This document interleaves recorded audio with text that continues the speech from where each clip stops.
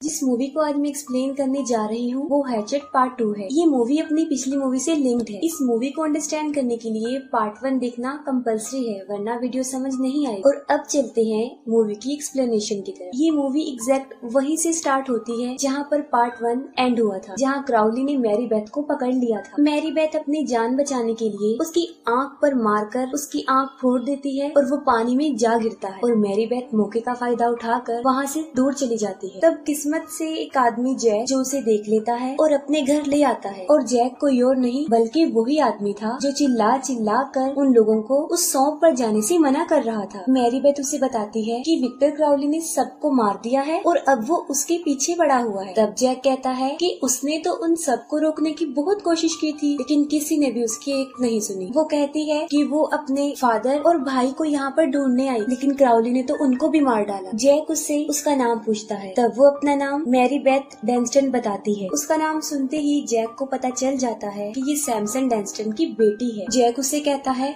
कि वो उसके घर से निकल जाए। तब मैरी बेथ कुछ भी समझ नहीं पाती कि अचानक से जैक को क्या हो गया है। वो एक शॉटगन उठा लेता है और कहता है कि अगर तुम्हें आंसर चाहिए तो रेव ज़ॉम्बी के पास चली जाओ, लेकिन यहाँ से निकल जाओ। और मैरी बेथ वहाँ से चली जाती है। थोड़ी देर गुजरने के बाद जैक को बाहर किसी की आहट सुनाई देती है और वो बिल्कुल अलर्ट हो जाता है। तभी पीछे से विक्टर क्राउली आता है और उसकी आंतें बाहर निकालकर उसी से ही उसका गला घोटने लगता है। वो इतनी बुरे तरीके से, इतनी मजबूती से उसका गला घोटता है कि उसका सर ही धड़ से अलग हो जाता है। दूसरी तरफ मैरी बेथ जो सौंप से निकलकर रेव ज़ॉम्बी के पास आ जाती है। ज़ॉम्बी उस वक्त उससे कोई बात नहीं करता और उसे बाद में आने का कहता है। तब वो कहती है कि जैक ने ही उसे यहाँ भेजा है और उसने कुछ जरूरी बात करनी है, और तब वो उसे अंदर बुला लेता है। प्रीवियस नाइट उसके साथ जो इंसिडेंट्स हुए वो सब उसे बता देती है, लेकिन वो ज़ॉम्बी सबसे पहले उस बोट के ड्राइवर के बारे में पूछता है और वो कहती है कि वो भी मारा गया है। ये सुनकर ज़ॉम्बी उसे बताता है कि वो बोट उसी की थी और वो चोरी से वो टूर करवाता था और उसी के कहने पर शॉन वो टूर करवाने गया था। मैरी बेथ उसे अपने फादर का नेम बताती है और ये पूछती है कि वो उनके बारे में क्या जानता है। और तब ज़ॉम्बी उसके सामने एक स्टोरी नरेट करता है। वो बताता है कि जब वो छोटा बच्चा था तब थॉमस क्राउली नाम का एक आदमी अपनी वाइफ शैनन के साथ उस जंगल में रहता था। शाइन बहुत ज्यादा बीमार थी, उसे स्टमक कैंसर था और ये बीमारी अंदर ही अंदर उसे खा रही थी। शाइन की एक नर्स थी जो उसका चेकअप करने आया करती थी। Aahista Aahista Thomas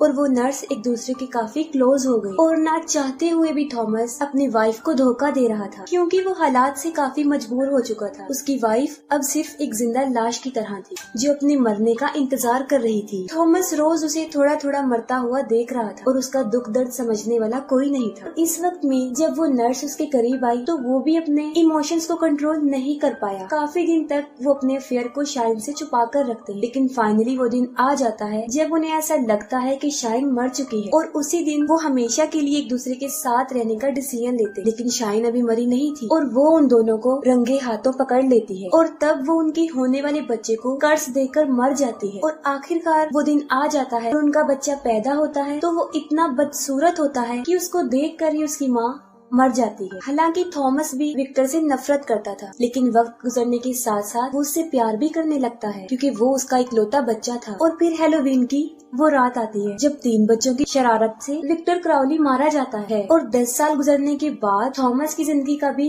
the and हो जाता है और वो भी मर जाता है। और बस उसी दिन से विक्टर क्राउली हर रात उस सौंप में अपने फादर को ढूंढता है और इस बीच उसके रास्ते में जो भी आता है वो उसे मार डालता है। लेकिन इन सब से मैरी बेथ के फादर का क्या लेना देना था। और अब एक बड़ा सीक्रेट एक्सपोज होता है और वो ये था कि विक्टर क्राउली जिन 3 बच्चों की वजह से मरा था उनमें एक मैरी बेथ का फादर था। तब मैरी बेथ ज़ॉम्बी को कहती है कि वो दोबारा से उसे वहाँ लेकर जाए। वो कहती है कि वो अपने फादर और भाई की डेड बॉडी को लाकर दफनाना चाहती है, लेकिन ज़ॉम्बी को समझ लग जाती है कि वो सिर्फ रेविन चाहती है, जिसके लिए वो साफ इनकार कर देता है। तब मैरी बेथ पुलिस को उसके इस सौंप टूर के बारे में बताने की धमकी देती है और फिर वो वहाँ जाने के लिए एग्री हो जाता है। लेकिन वहाँ जाने के लिए भी वो एक शर्त रखता है। वो एक आदमी की डिमांड करता है जो मैरी बेथ का अंकल था। तब मैरी बेथ भी उसकी बात मान लेती है और वहाँ से चली जाती है। मैरी बेथ के जाने के बाद ज़ॉम्बी वेल ट्रेन हंटर को इकट्ठा करने के लिए कहता है, जिसमें ट्रेंट नाम के आदमी को वो स्पेशली मेंशन करता है। दूसरी तरफ मैरी बेथ अपने अंकल के पास जाती है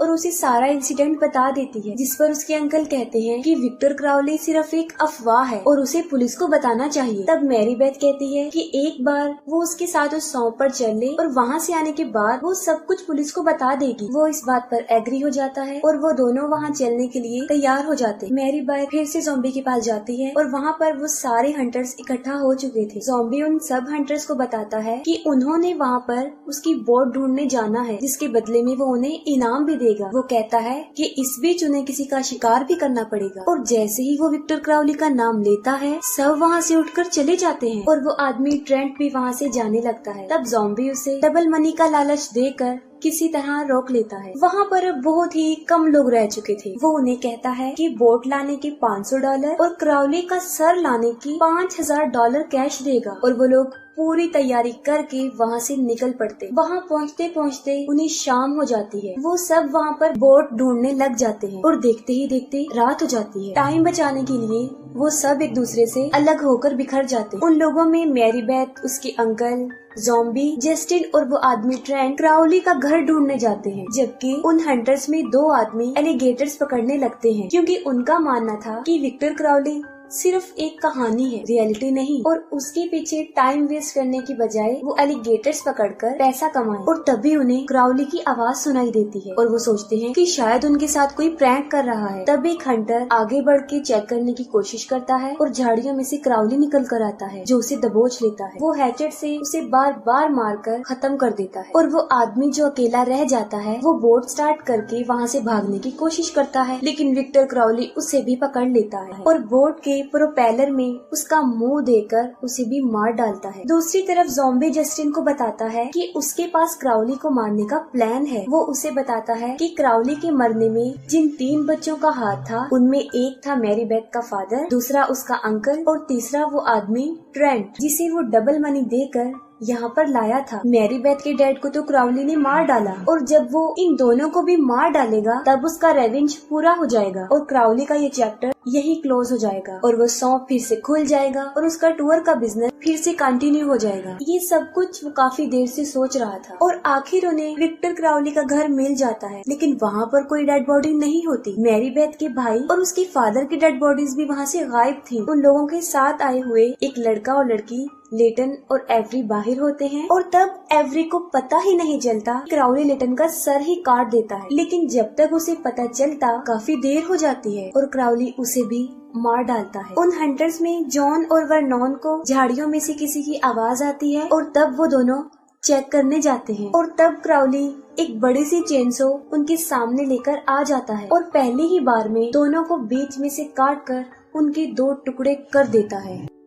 ये सारा शोर सुनकर ट्रेंट काफी अलर्ट हो जाता है। जस्टिन और मैरी बेथ एक कमरे में छुप जाते हैं और वहाँ जस्टिन ज़ॉम्बी का सारा प्लान मैरी बेथ को बता देता है और ये सुनकर वो अपने अंकल बॉब को बचाने जाती है। तब जस्टिन जल्दी से दरवाजा बंद करके उसके आगे चेयर फंसा देता है, लेकिन उसे ये नहीं पता था कि क्राउली उसके पीछे ही है। वो एक बेल्ट सैंडर से उसका आधा सर काट कर उसे मार डालता है और इसके बाद वो दरवाजा तोड़कर उन लोगों पर अटैक कर देता है। वो ट्रेंट को पकड़ लेता है, लेकिन ट्रेंट किसी मॉन्स्टर से कम नहीं था और वो बड़ी बहादुरी से विक्टर क्राउली का मुकाबला करता है। वो क्राउली को इतना मारता है कि मार मार कर उसका बुरा हाल कर देता है और जैसे ही वो एक चॉपर से क्राउली को मारने लगता है, बदले में क्राउली उसकी टांग ही तोड़ देता है और उसका मुंह टेबल में फंसाकर टांग मारकर सर से धड़ को अलग कर देता है। ज़ॉम्बी जबरदस्ती मैरी बेथ को घर से बाहर ले जाता है और बॉब को अंदर ही बंद कर देता है और क्राउली आकर अब बॉब को पकड़ लेता है और उसे भी मार डालता है। तब ज़ॉम्बी समझता है कि अब क्राउली का रेवेंज पूरा हो गया है और अब वो वापस नहीं आएगा। मैरी बेथ ये सब पुलिस को बताने की धमकी देती है, जिस पर ज़ॉम्बी उसे शूट करने लगता है और तभी वो उसे एक बात बताती है। वो कहती है कि बॉब उसका असली अंकल नहीं था, वो उसके फादर का बेस्ट फ्रेंड था और उसका अंकल बहुत सालों पहले ब्लड कैंसर से मर गया है। ये सुनकर ज़ॉम्बी काफी हैरान हो जाता है और वो फिर अपने सामने देखता है जहाँ पर क्राउली हैचेट लेकर खड़ा था और वो जाकर सीधा उसे पकड़ लेता है, लेकिन क्राउली उसे हैचेट से मार मार कर उसके 2 टुकड़े कर देता है। ज़ॉम्बी का गलत सोचना था, क्राउली मरा नहीं था और न ही उसका बदला पूरा हुआ था। क्राउली उसकी स्पाइन पकड़ लेता है और उसके जिस्म को खाल से ही अलग कर देता है और मौके का फायदा उठाकर मैरीबेथ एक हैचेट लेकर क्राउली के फेस पर बहुत ज्यादा मारती है। वो हैचेट से उसे इतना मारती है कि उसका फेस ही खत्म हो जाता है, लेकिन फिर भी वो अपने फिंगर्स को मूव करता है। और इसके बाद मैरीबेथ एक शॉटगन लेकर आती है जिससे उसके चेहरे के चीथड़े उड़ा देती है। अब एक बात तो साफ जाहिर है कि विक्टर क्राउली